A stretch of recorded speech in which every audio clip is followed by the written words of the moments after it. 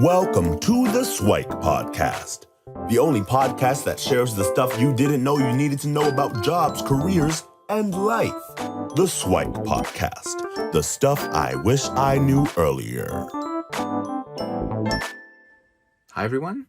Thanks for joining us on the SIWIKE Stuff I Wish I Knew Earlier, the podcast that shares what you didn't know you needed to know about jobs, careers, and life. I'm your host, Lukey, and today's topic, I thought I'd go into mindset. So in our previous two episodes, we did the focus-inspired approach of what do you want, why do you want it, and how do you get it? And then I said that putting some time, non-negotiable time, and taking a look at your model week is kind of the key to doing that, because if you're not spending time on it, then you're not really going to do it and achieve it. And the next topic I wanted to dive into was on mindset, because I found that a lot of folks that I talk to and speak to have challenges with limiting beliefs, where there's an expression, he who thinks he can and he who thinks he can't is probably right. So oftentimes people are limiting themselves. I have a firm belief that everyone has huge potential inside them, and they're just the ones holding themselves back.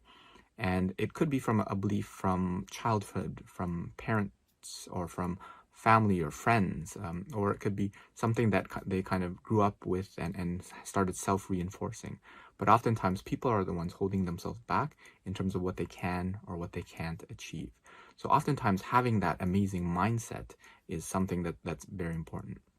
And a couple things that I wanted to share are the ones in psychology about things like growth mindset, positivity, and perspective. So for those of you who don't know what a growth mindset is, it was popularized by Dr. Carol Dweck in her book Mindset, which talks about two mindsets. It's either a fixed mindset or a growth mindset. And a fixed mindset is the understanding, the belief that basically your abilities are innate. You were born with it. So if you have an IQ of 100, that's all it can get. If you're able to do a certain thing, then you can either do it or you can't. A growth mindset, on the other hand, is one that, well, you can increase, you can get better, and it's up to you to kind of grow and learn the skills, get the experience, and figure out how you can improve. So it's kind of the corollary to that expression, that if you can't and you fix yourself, then you'll be limited. If you can, then you'll be able to grow and you'll be able to get by it. So that also takes a look at things like positivity, right? So if you have this positive belief, then you can actually do it. And it's not positivity with delusion in the sense, oh yeah, I'm so great, I can do anything. It's positivity with the understanding that, okay, if you were not able to do it, then how could I get past it? I found a quote that I often live by, and it goes by, I never lose, I either win or I learn. So I actually tell people that I have never ever failed in my life. I've never lost. I have just learned a whole lot, right? So if you think of that, all of that is oftentimes in perspective, right? Did I actually lose? Well, no, I didn't lose. I just had something that I didn't learn yet, or I didn't practice enough, or had I had more information, then I would have eventually won. So the perspective that you take is often the most important part of that mindset. So is it something that is limiting you, or could this thing be a very huge opportunity? So I encourage you to think that. Next time that you have one of those kind of negative thoughts, those limiting beliefs, how could I turn that limit into a opportunity?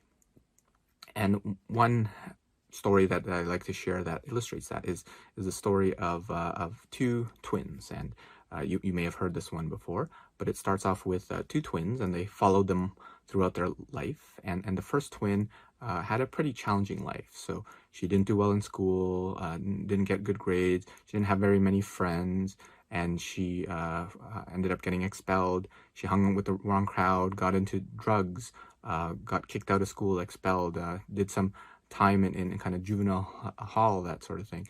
And she got into drugs. She had some domestic violence, and she was never able to maintain a job for very long, and relationships too. And she went through life, and so the people that followed her asked her the question, well, what do you think was the cause of all this? And well, she thought for a moment, and what she said is, well, I think it's because I had an alcoholic father. Okay, so that was the reason. And the second twin was almost the polar opposite, where she always got good grades. She was the valedictorian of her school, the captain of the track team. She got into her choice of Ivy League college. Recruiters will call her, and she got her choice of job. She had wonderful relationships, lots of great friends, promotions galore, accolades from all of her contemporaries. And they asked her, well, what do you think is the reason why you were able to achieve everything that you did? And again, she thought about it, and she said, well, I think it was because I had an alcoholic father. Now pause for effect. And this is one where some people might have taken that same circumstance, one as a limitation and one as an opportunity. So oftentimes the perspective that you take is the situation that we're in right now, the COVID crisis. Is that limiting you? Yes, you might have lost your job. Yes, you might have not had the outlook. You might not be able to take the trip that you wanted. You might not have been able to do whatever. But how can you also turn that into the greatest opportunity ever? Because oftentimes you'll find that the biggest challenges are the biggest areas of growth for you. So you can take this time to reconnect or learn new skills to set yourself back up. Because oftentimes in order for you to go back up, you have to go down. So if you think about you jumping, if you were to stand and jump, you're not going to get very high. You need to crouch down and then jump, and then you can get much higher. So oftentimes it's just a mindset thing. And a couple of I guess hacks that you want to consider if you're in the mode of being a little more anxious, a little bit more nervous about something. A couple of tips that I encourage you to think about is in meditation they have a concept called a body scan.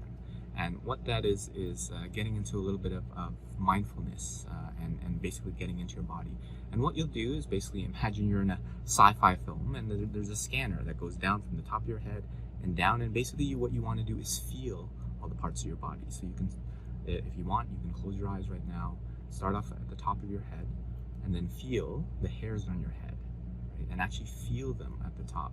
And then go down to the body and feel the scanner going down your forehead, past your eyes, past your nose, past your mouth, down your chin, down your neck, down your chest, then past your shoulders, down your arms, down the side, down your sides, down your hips, down past your waist, past your legs, past your knees, past your shins, past your ankles, down to the feet on the floor, and then back up to your ankles, up past your shin, past your knees again, past your thighs, your hips, your waist, up your side, up past your shoulders, up beyond your neck, your chin, mouth, nose, eyes, ears, the top of your head, and the tingle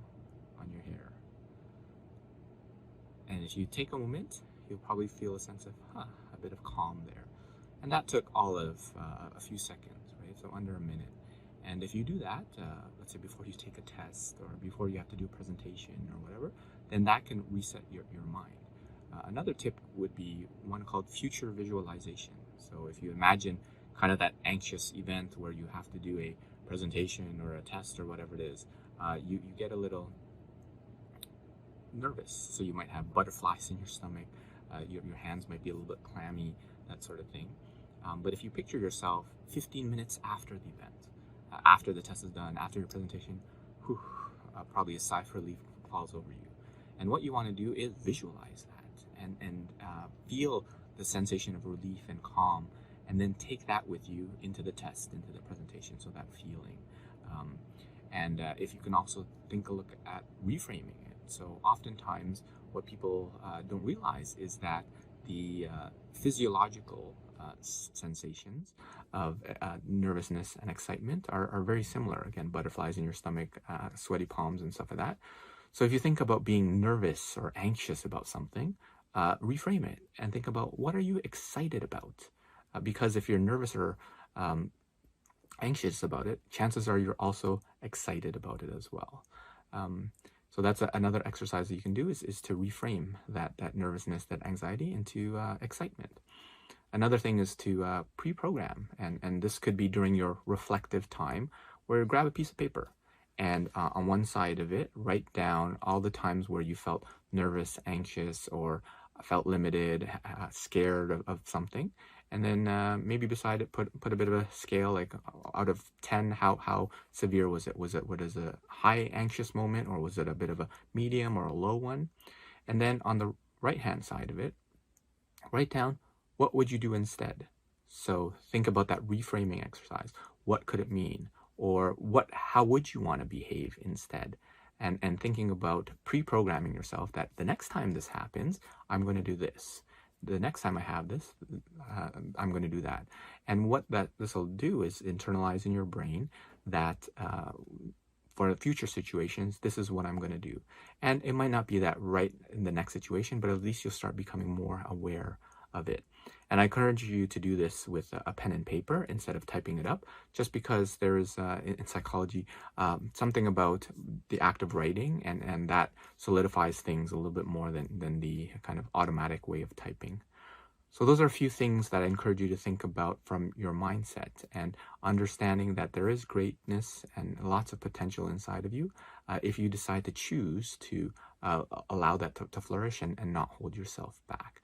So those are a couple of things on mindset that I wanted to share with you, so you can take a look at a body scan, doing some future visualization, reframing or pre-programming yourself.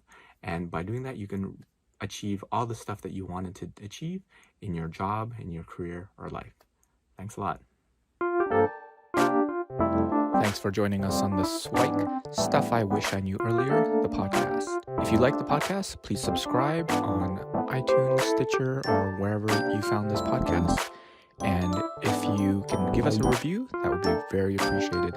Feel free to contact me on LinkedIn at Lukidanu, LUKIDANU, and the same on most social media platforms. And I look forward to hearing from you. Thanks. Bye.